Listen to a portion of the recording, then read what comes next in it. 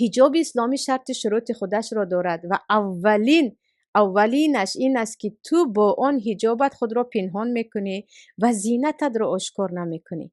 زینت خود یعنی گردن جای زینت و گردنبند و گوشواره و دست و اینها باشد، اینها رو همش رو پروردگار من کرده است. وقتی ما گفتیم ما فرض الله را به جا آورده استادیم، وَاضْرِبْنَ بِخُمُورِهِنَّ عَلَى جُیوبِهِنَّ، میگوید الله با روسری های خود به گردن خود بزنید، یعنی حجابتان را، سترتان را نگه دارید.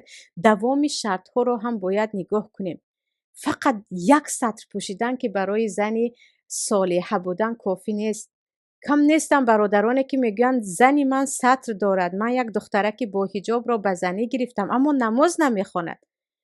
و پدر و مادری که دختری محجبه داریم، یقین بکنید که فقط با حجاب دختر شما صالحه نمی شود، فقط با حجاب او داخل جنت نمی شود. پیامبر در حدیث گفتن صلی الله علیه و سلم اینها حتی بوی جنت را نمی بینند، این زنهایی که حجاب دارند و در اصل برهنه هستند.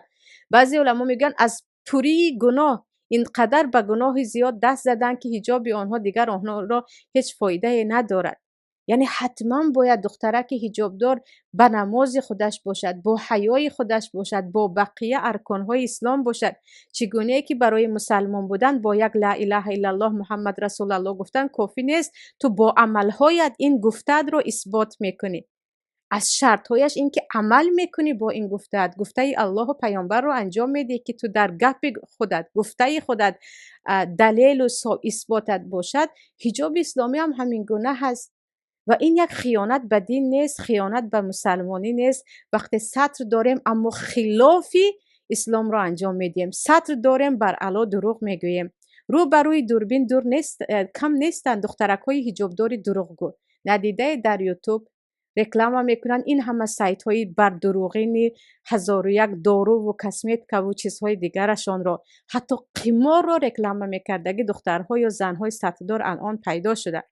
بر علا رو بروی دوربین با سطر برآمده گپ دروغ میزدگی ها کم نیستن.